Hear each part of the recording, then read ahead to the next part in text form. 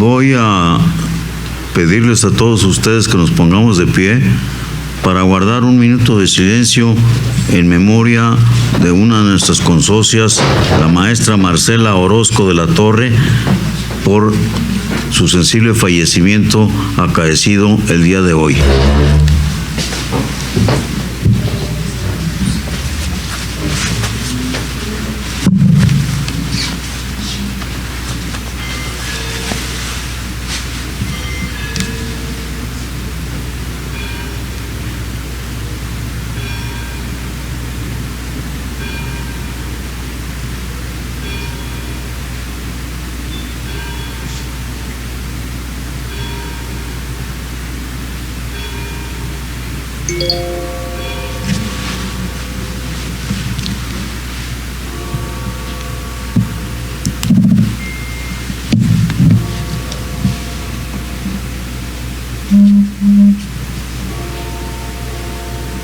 Muchas gracias.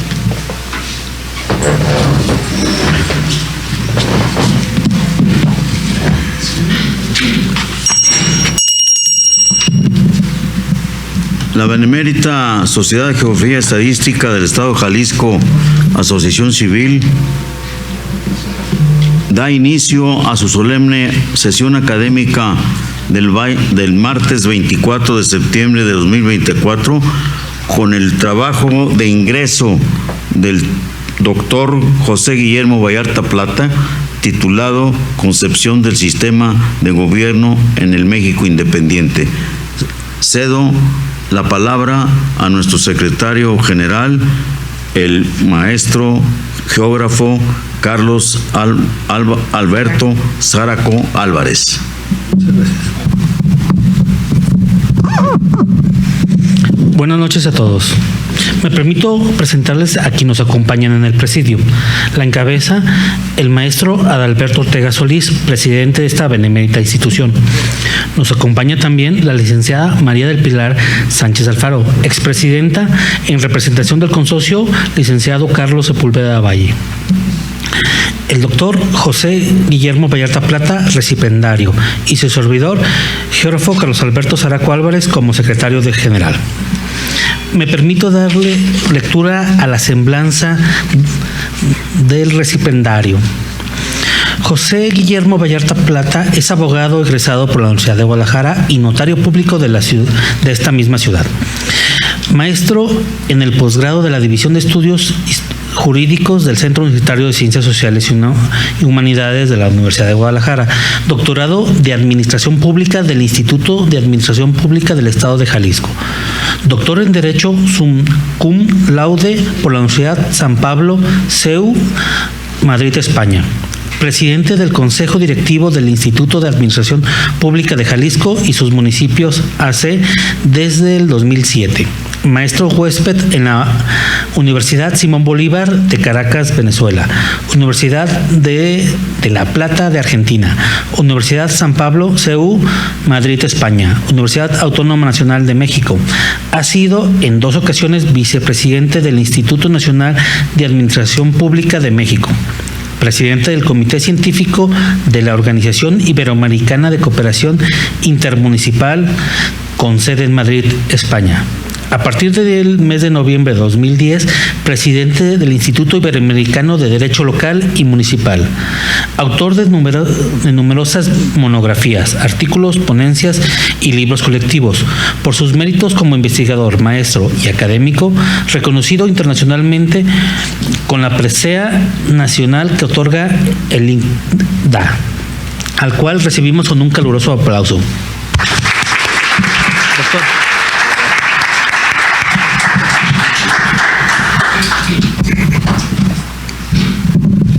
Muchas gracias.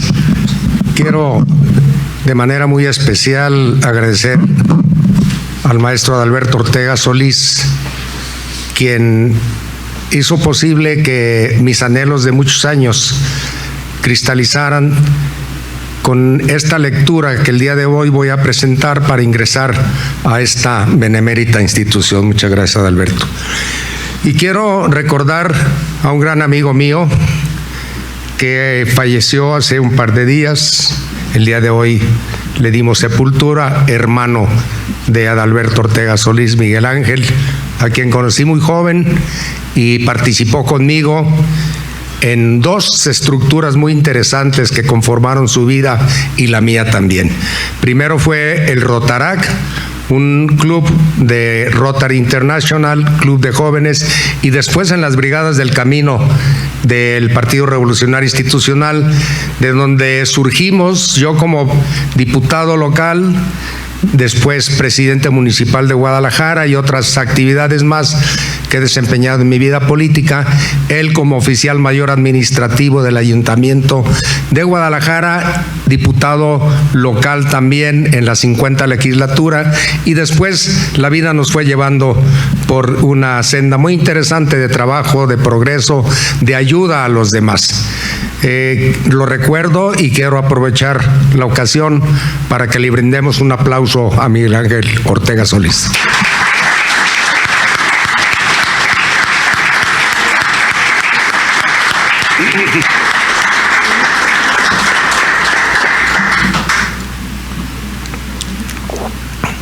Mi plática de hoy va encaminada a entender la concepción del sistema político mexicano desde el momento mismo de su creación, es decir, desde el momento de la independencia. Pero quiero enmarcarlo en el ámbito internacional porque este tipo de situaciones a nivel mundial no se generan solas, sino que son producto de una cultura universal, sobre todo en el mundo nuestro, que es el mundo occidental, en donde se va generando una serie de ideas, de proyectos, de estudios, de análisis y sobre todo con las transformaciones tan fuertes que se dieron, sobre todo en los siglos XVIII y XIX. Pasaron más de 1000 años para que el mundo medieval occidental llegara a dos puntas específicas que nos van a servir de idea o de punto de partida. Uno es, por una parte, el mundo del Reino Unido, Inglaterra y sus estructuras políticas que lo conforman, y el otro es en el continente, Francia, la gran nación que había sido durante muchos años factotum de diferentes actividades. Todavía los imperios del siglo XIX no se conformaban con las características que se dieron. Todavía los prusianos no se proyectaban como lo hicieron a finales del XIX y principios del XX. El imperio austrohúngaro muy quedado en la parte de la Europa del noreste. Pero Francia e Inglaterra habían de consolidar un movimiento interesante. Inglaterra, 100 años antes que la Revolución Francesa, conforma su statu quo. ¿Y cómo lo conforma?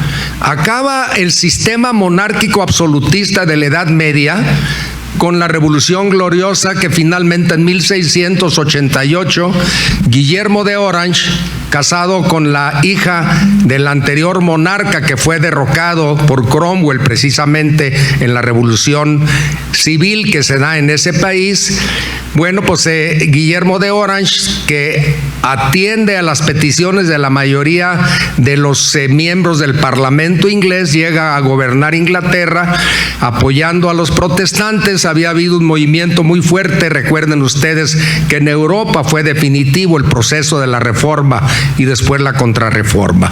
El movimiento de Lutero y de Calvino vinieron a trastocar totalmente el panorama político europeo.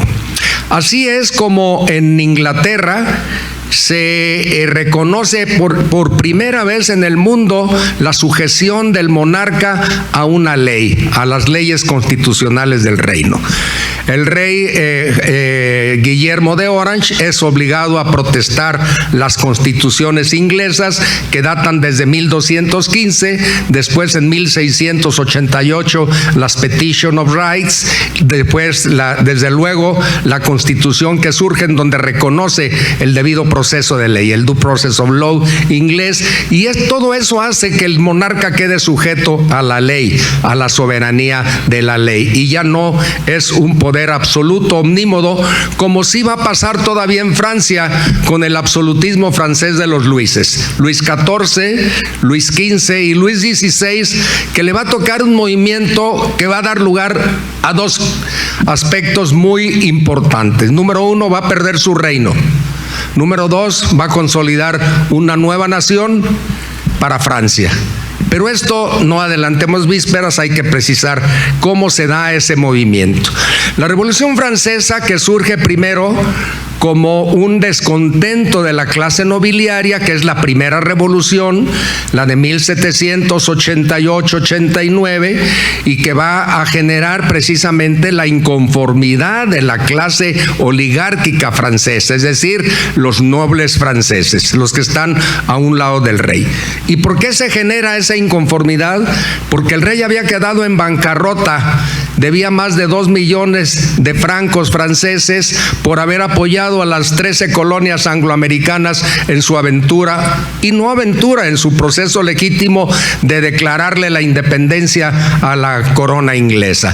Apoyar a las 13 colonias le costó al rey francés la Revolución Francesa, porque fue la bancarrota del tesoro de Luis XVI el que no pudo dar respuesta a las necesidades del pueblo, y trajo como consecuencia que se tuviera que aplicar por consejo de su secretario de Finanzas los impuestos que no pagaban los nobles, y les dijo: señor, hay que obligar a los nobles a que empiecen a pagar impuestos para que nuevamente podamos tener los recursos y hacer desde luego los programas sociales que tenemos implementados. Se levanta en armas la clase oligárquica en contra del rey, se presenta la primera Revolución Francesa. En el continente todavía la monarquía absolutista en todos los países era parte de una forma de ser que era la tradición de más de 1000 años. Desde que cae el Imperio Romano se integran las primeras monarquías francas, que son las que van a crear el sistema monárquico europeo durante 1000 años en la Edad Media. Bueno, pues este proceso dio lugar a la segunda revolución, que es la revolución de los burgueses, a la tercera revolución, que es la revolución del tercer estado en Francia, de los campesinos, y luego ya ese proceso que va a durar un poco más de 80 años, en donde se reintegra la monarquía, se integra el directorio, vuelve otra vez el imperio hasta llegar a Napoleón III. Es decir, lo que en Inglaterra no creó ese problema tan grave, en el continente con Francia va a crear un proceso muy interesante. Pero sobre todo hay que entender que Francia, y sobre todo con el primer imperio de Napoleón Bonaparte, va a verse impelido a invadir otras potencias porque lo están agrediendo a través de la Santa Alianza.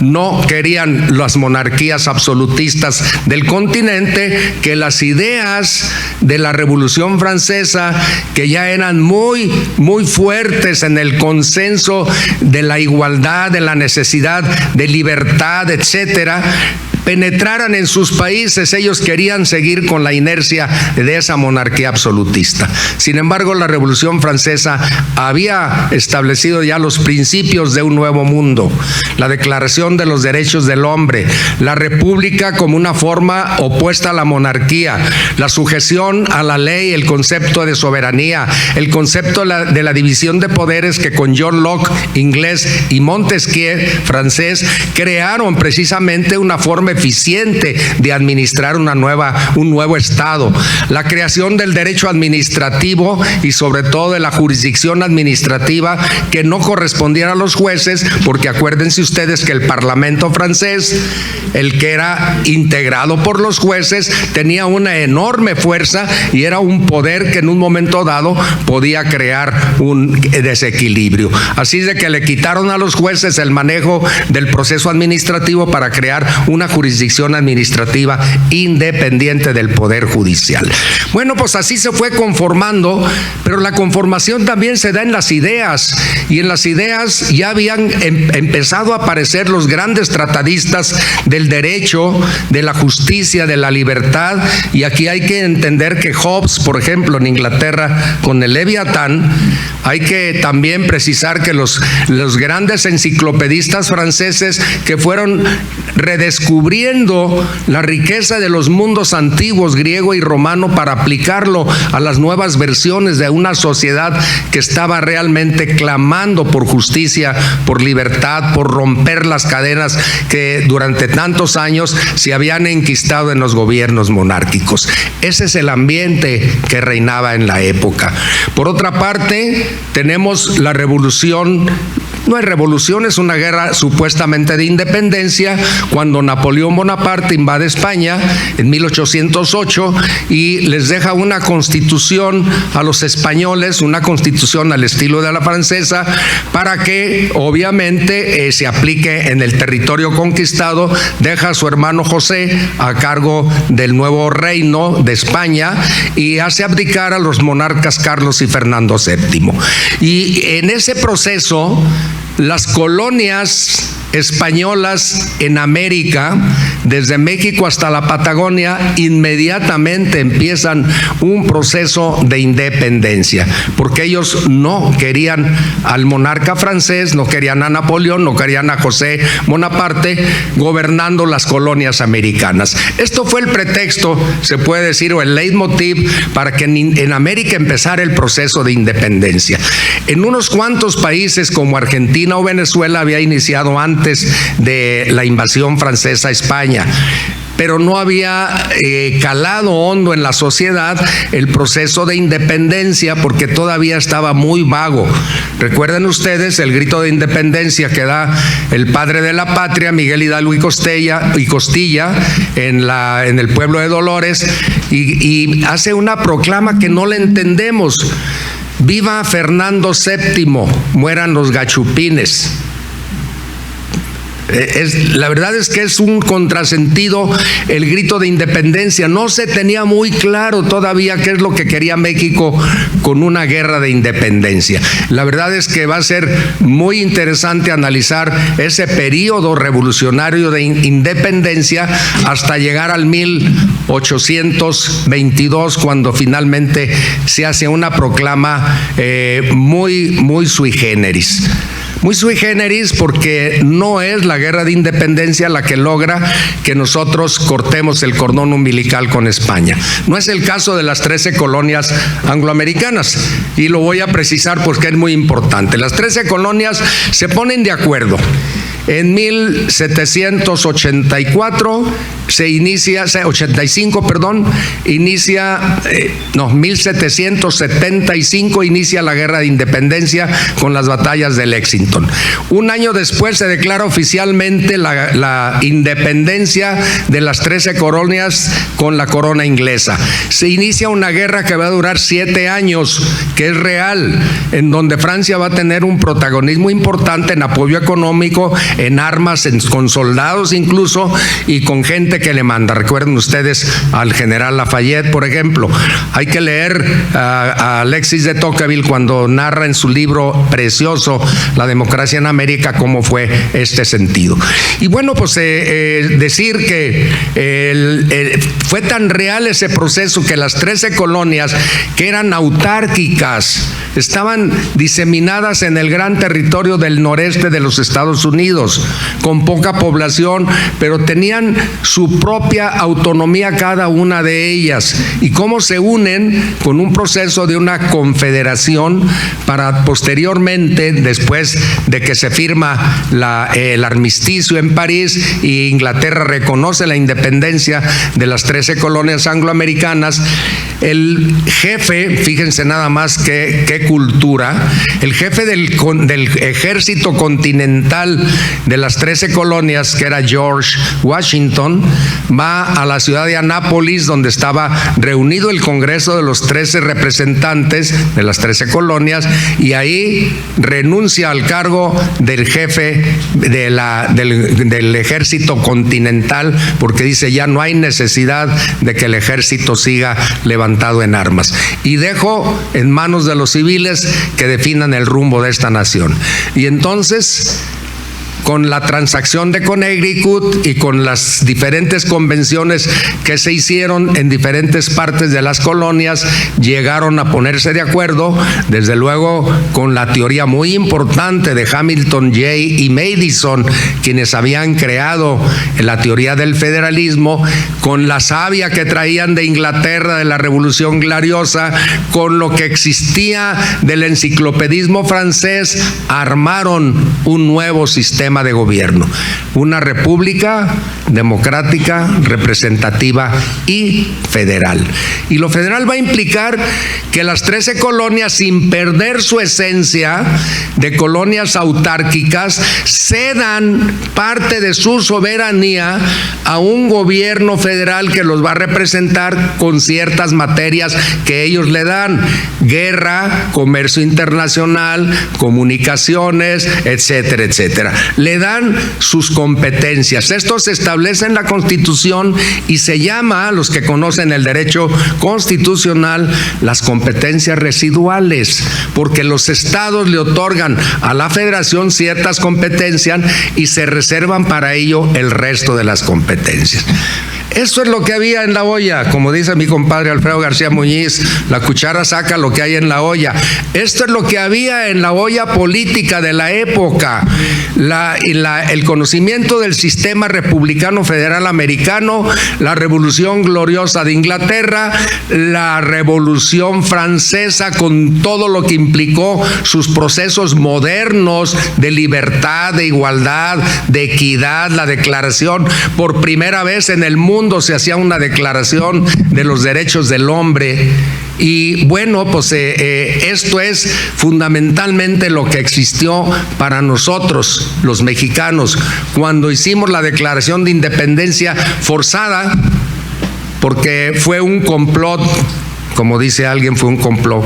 Efectivamente, en la iglesia de la Profesa, las altas oligarquías mexicanas, el clero, el ejército realista, quienes mandaban el ejército realista, los criollos de poder económico, urdieron la independencia de México porque no querían que se aplicara en nuestro país la Constitución liberal española de 1812.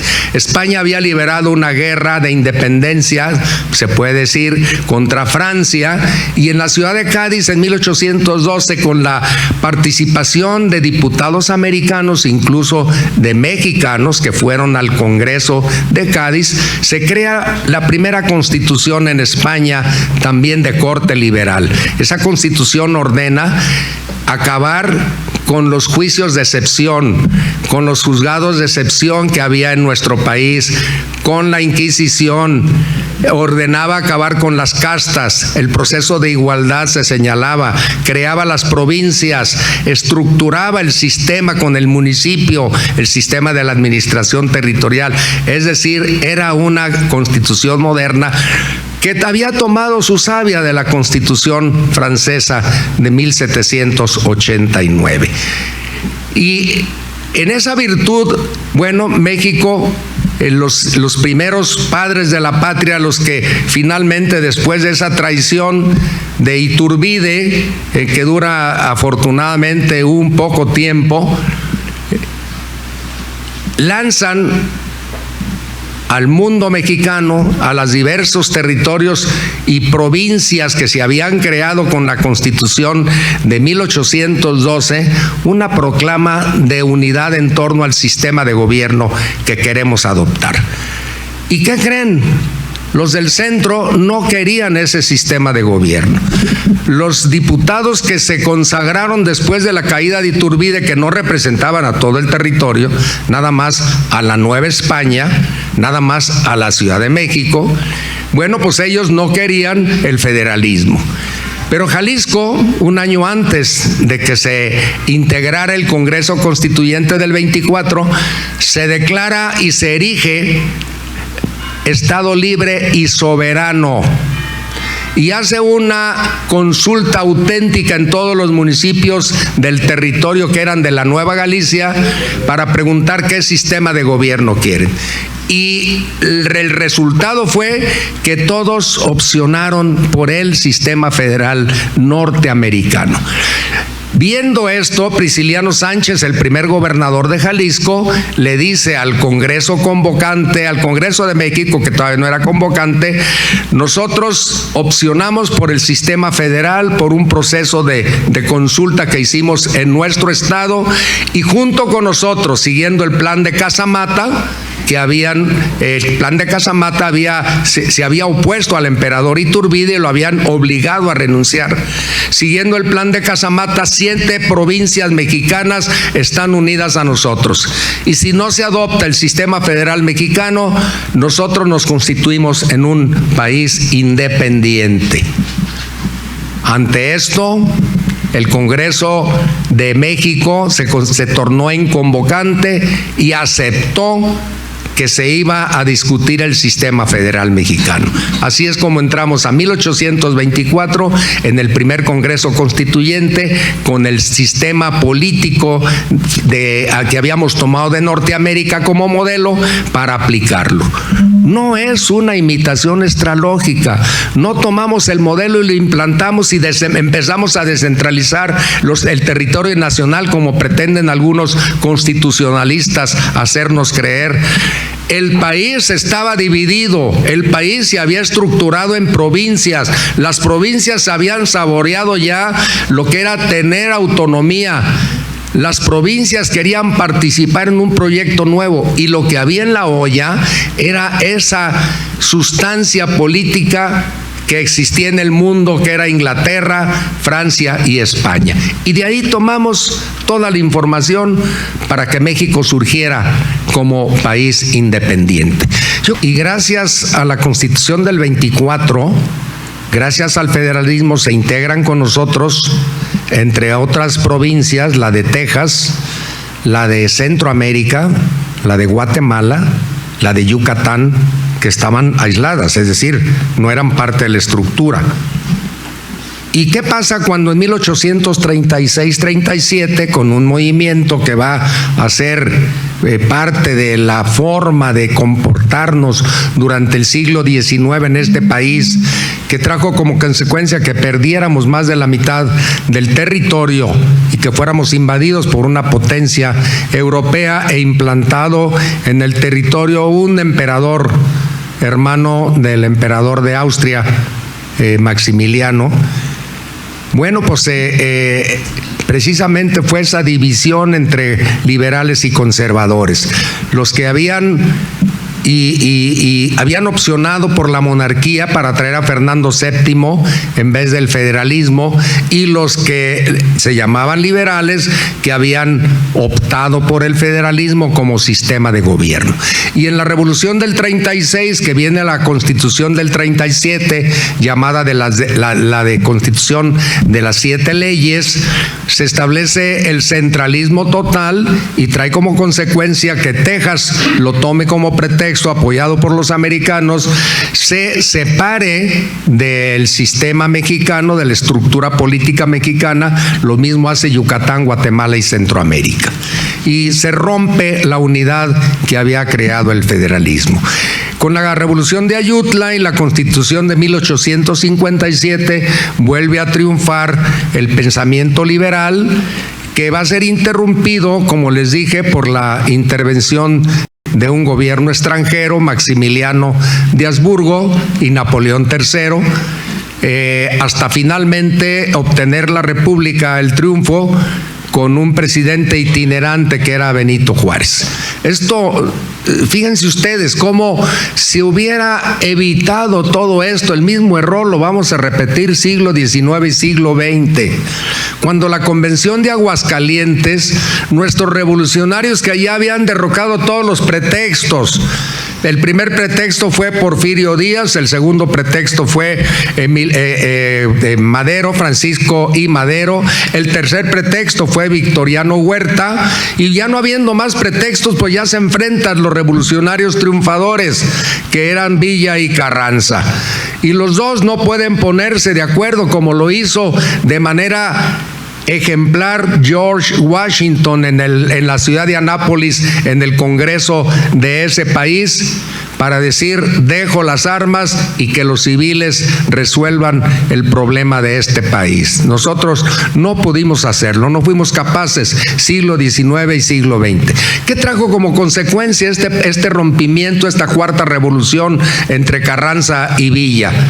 En primer lugar, un fenómeno que fue el que todos hemos conocido y que dio lugar a un sistema político de más de 70 años de un partido en el poder que deformó de manera importante el sistema federal mexicano.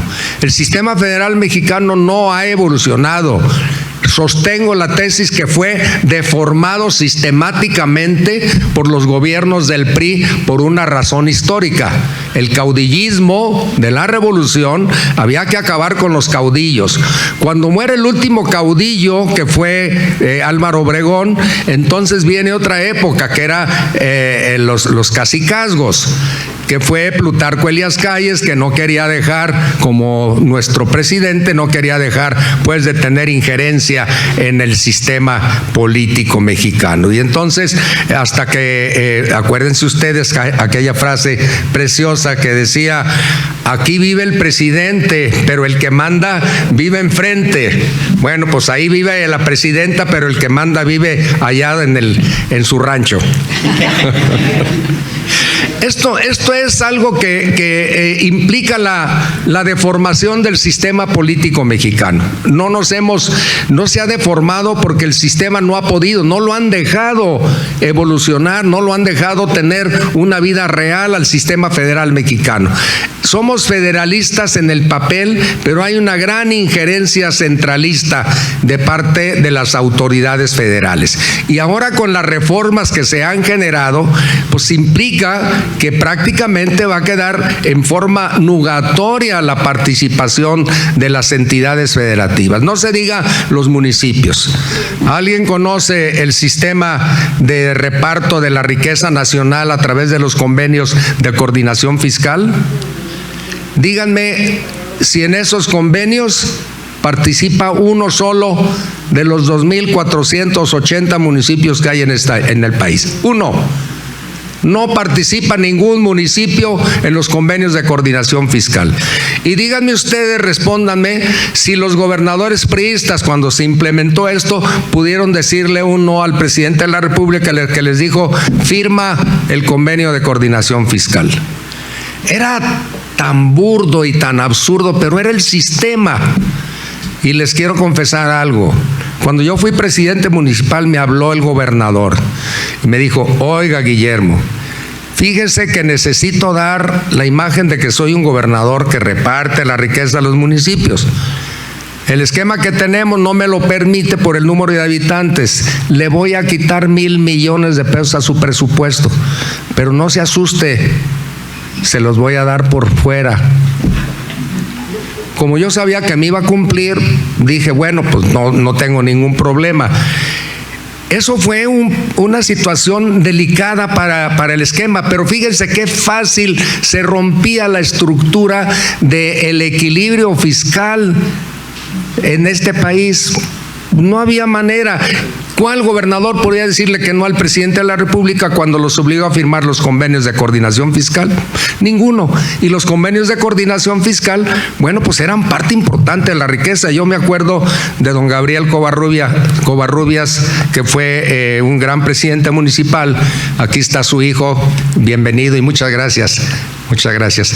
Don Gabriel, cuando le quitó la federación la parte proporcional por el número de habitantes, porque le dijeron Guadalajara tiene 1,400,000, dijo, no señores, no tiene 1,400,000, mando a hacer un censo para demostrarles que tiene 1,700,000 habitantes. Y lo mandó a hacer en forma valiente y se opuso al presidente de la República para que no le quitaran los recursos a este municipio. Quiere decir que Guadalajara y Jalisco sí estamos implícitos en este proyecto del federalismo, de la autonomía, de la soberanía, porque sí es soberanía. Por eso les expliqué que las 13 colonias le dijeron a Washington, D.C., Distrito de Columbia, donde está la sede de los gobiernos federales, que fue fundada en 1800, se inauguró el Capitolio sin estar terminado, y George Washington, él la trazó, el primer presidente de los Estados Unidos la trazó, puso la piedra angular del Capitolio con un rito masónico precioso. Y esto hizo y dio lugar a que en un territorio que fue cedido por 2 colonias, Virginia y Filadelfia, creo, le cedieron el territorio para que se creara la sede del gobierno federal. No se implementó en la Ciudad de México, que era la gran ciudad capital de la Nueva España, que es una de las capitales más hermosas de toda América y mucho mejor.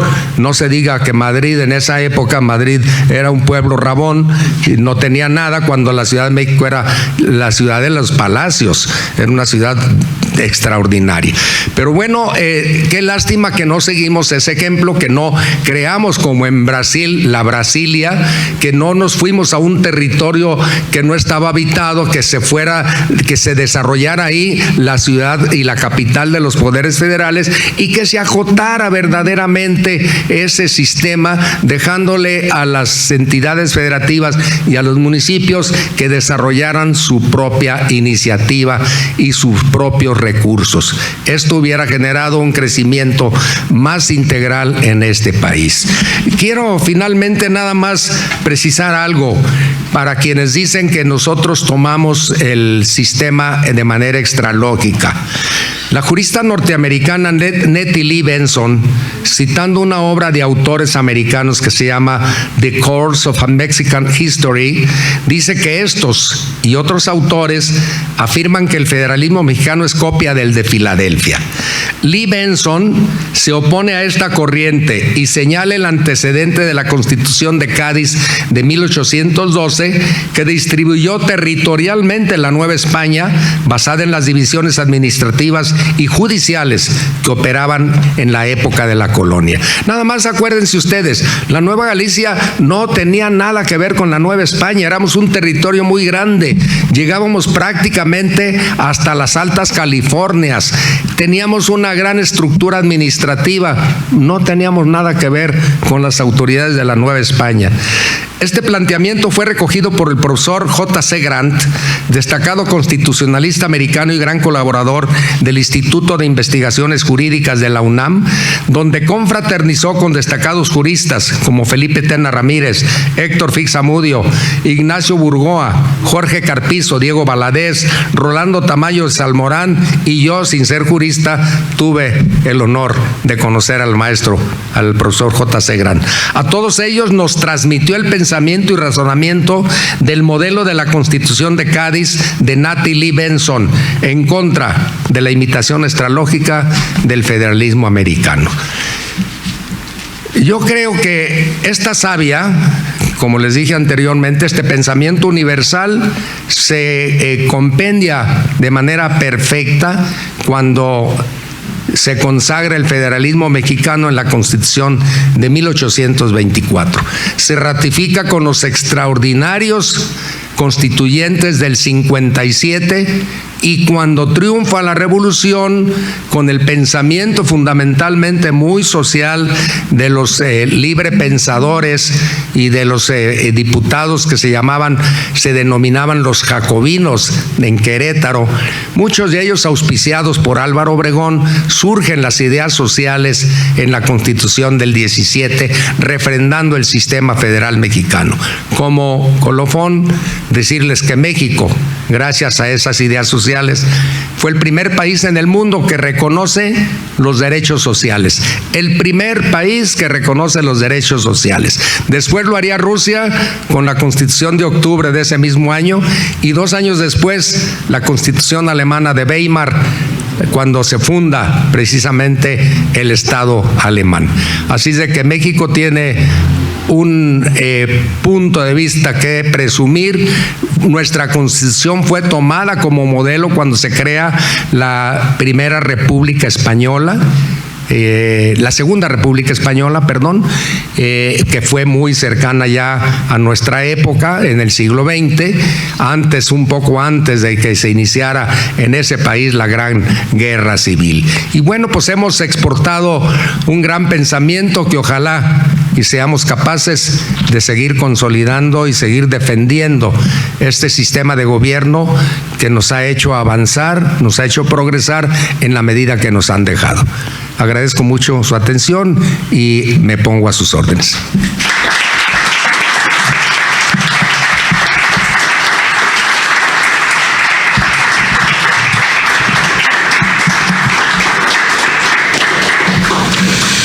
Me permito solicitarle a la licenciada María del Pilar Sánchez Alfaro tenga bien dar lectura a la respuesta del trabajo presentado en representación del licenciado Carlos Sepúlveda Valle.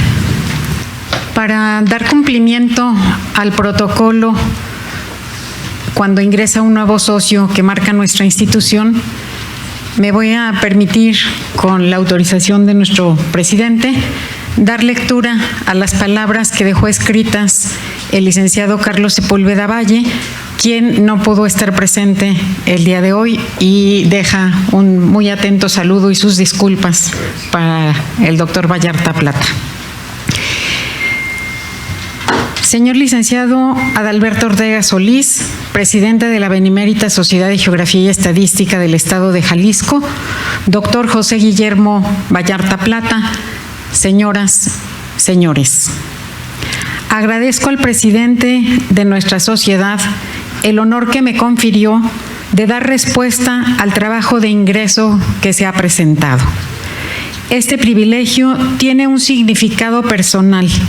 El doctor Vallarta Plata fue mi profesor de garantías individuales en 1974, hace 50 años.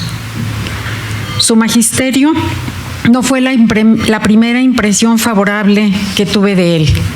Recuerdo la forma tan brillante como condujo la organización del Congreso de Derecho Constitucional que se celebró en Guadalajara en 1973, en el que participaron relevantes juristas. El doctor Vallarta Plata, destacado profesor universitario, notario público, doctor en Derecho, autor de varios libros, tiene vasta información académica, experiencia acreditada y capacidad de trabajo. Esos méritos fortalecen a nuestra sociedad. Algo más, el nuevo socio ha formado parte de diversos organismos académicos internacionales. Ha presidido algunos de estos en América Latina y para demostrar lo que se afirma, en los últimos 4 sexenios ha sido presidente del Instituto de Administración Pública de Jalisco. Pronto se iniciará su 5º sexenio en esa importante asociación. Para quienes formamos parte de la Benemérita Sociedad de Geografía y Estadística del Estado de Jalisco, nos sentimos complacidos de que se una a esta institución centenaria y le decimos, es usted muy bienvenido. Su trabajo de ingreso, concepción del sistema de gobierno en el México independiente, ha sido expuesto con elocuencia. Por razones de tiempo, se debe abreviar en el elogio y en los comentarios. El doctor Vallarta afirma que su trabajo tiene como intención demostrar que el origen del federalismo en México no fue una mala decisión, pero reconoce que nuestro sistema federal no ha evolucionado, sino que ha sido deformado sistemáticamente, convirtiéndolo en un remedio de federalismo con un alto grado de centralización. Ya se sabe que las ideas de diversos pensadores, las revoluciones del siglo XVII en Inglaterra y las del XVIII en Estados Unidos y Francia, así como la invasión napoleónica a España en 1808, son factores externos que influyeron en el proceso de la independencia mexicana. Pero en las discusiones del Congreso Constituyente 1823-1824, dos documentos fueron decisivos para definir la forma de gobierno: la Constitución Española de 1812 y la Constitución de los Estados Unidos de América de 1787.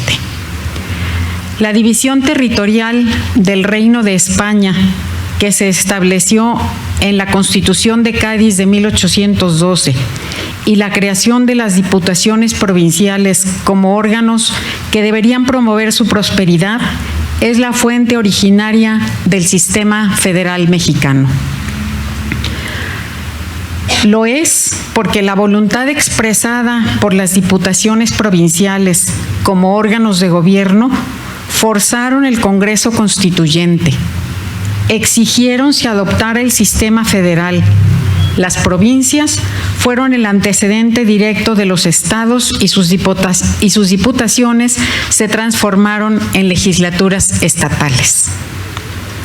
Que la forma federal derive de la existencia de provincias en el momento de la consumación de nuestra independencia se reconoce por prestigiados historiadores y juristas como Nettie Lee Benson, quien en su libro La Diputación Provincial y el Federalismo Mexicano afirma: las diputaciones provinciales desempeñaron un papel de capital importancia en el triunfo del movimiento de la independencia y el derrocamiento de Iturbide bajo el Plan de Casamata. Plan que a su vez hizo posible que las intendencias y provincias adquirieran el dominio de sus regiones a través de las diputaciones provinciales y establecieran un nuevo sistema de gobierno en México. La Constitución de Cádiz sentó las bases de nuestro federalismo. La Constitución de Filadelfia fue el modelo que adoptaron los primeros constituyentes mexicanos. De esta tomaron el nombre del país, Estados Unidos Mexicanos. La división de poderes, la conformación del poder legislativo en dos cámaras, la integración de la de diputados por el número de habitantes y 2 senadores por cada estado, la calificación de la elección de diputados, la elección de senadores por las legislaturas locales, el proceso de formación de las leyes, las atribuciones del Congreso y de cada cámara, los informes al Congreso, el derecho de veto del Ejecutivo, el sistema presidencial, un presidente y un vicepresidente al frente del Ejecutivo, periodos de 4 años, sus atribuciones, la figura de comandante del Ejército, la fórmula de protestar al asumir el cargo, la facultad de designar funcionarios diplomáticos y la firma de tratados internacionales con la ratificación del Senado, del Poder Judicial, la misma organización y competencia de los órganos del Poder Judicial de la Federación, el nombre de estados a las partes integrantes, la organización territorial en estados y territorios, similares restricciones de los estados, la fórmula de Distrito Federal como capital, así como el proceso de reforma a la Constitución. Es notable que los Estados Unidos solo ha tenido una Constitución, la que en 235 años de vigencia, entró en vigor en 1789 después de haber sido ratificada, solo ha sido modificada en 27 ocasiones.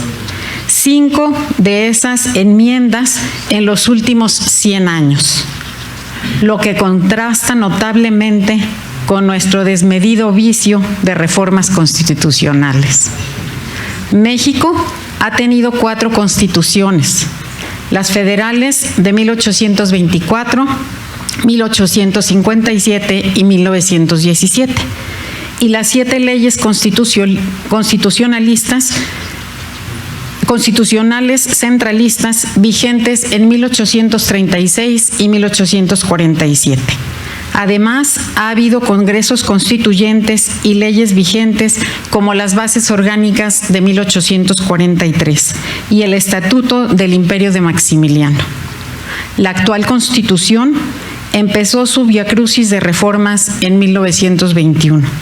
Desde entonces se han expedido más de 250 decretos mediante los que se han modificado más de 750 artículos. Si estos números los dividimos, significa que cada uno de los 136 artículos del texto original se han modificado 5.5 veces. Y si lo medimos en el tiempo, resulta que cada 5 meses se ha expedido un decreto modificatorio. Muchas voces autorizadas reconocen el fracaso de nuestro sistema federal. Entre otros, el jurista Diego Valadez, quien en un artículo titulado El federalismo como coartada, publicado el 22 de junio de 2017 en Reforma, afirma: en nuestro país, el federalismo fue mal construido desde su origen, por lo que sus defectos se traducen en autoritarismo, corrupción e ingobernabilidad creciente. Agrega Valadez: los errores parten de 1824, cuando el primer constituyente del México independiente hizo una lectura equivocada de la Constitución norteamericana. El equívoco iniciado en 1824 se profundizó en 1857, cuando la Constitución determinó que los estados serían libres y soberanos en todo lo concerniente a su régimen interior. A lo largo de esos 160 años, esos estados han generado muchas distorsiones políticas y jurídicas. Por carecer de un federalismo democrático y funcional, se optó por infringir las disposiciones constitucionales para hacer gobernable al país, como sucedió con la dictadura porfiriana y con la hegemonía de partido. Hasta aquí la cita del jurista Valadez. El sistema de gobierno establecido en el México independiente fue más una concepción escrita en la Constitución. 2 siglos después de la forma federal de la que tanto nos preciamos, existen las leyes y en los discursos, pero no es una realidad plena. El federalismo, sobre todo, es una técnica de distribución del poder. En México ha sido y sigue siendo una entelequia. Las recientes reformas y las que vienen tienen como objetivo centralizar más el poder y eliminar mecanismos de control del poder. La deformación sistemática del sistema federal a la que aludió el doctor Vallarta queda plenamente demostrada. Tiene razón al afirmar que el federalismo mexicano no ha evolucionado, ha sido avasallado, ha sido deformado. Muchas gracias por su atención de parte de Carlos Sepúlveda Valle.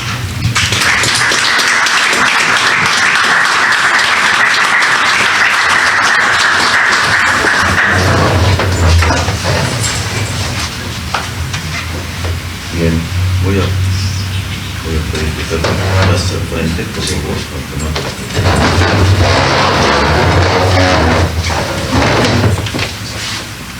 Gracias.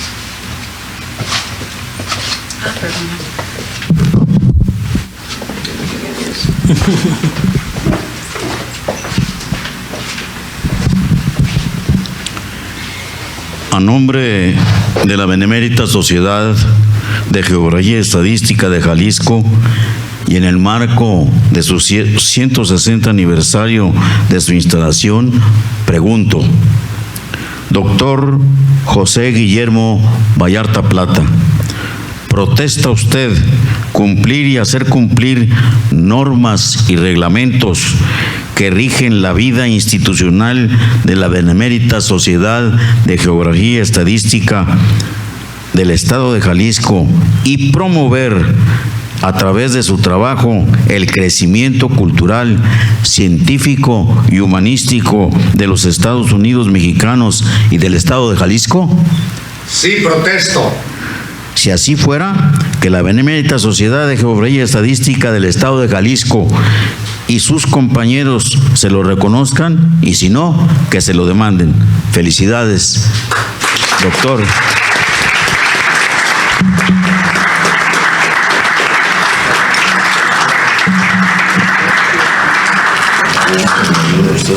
Sí.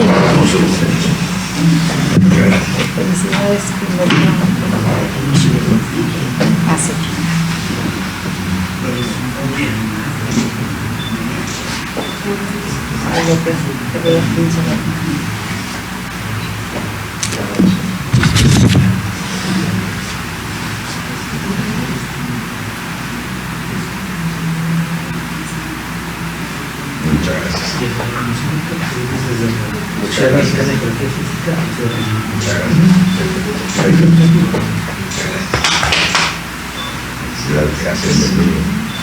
Muchas felicidades.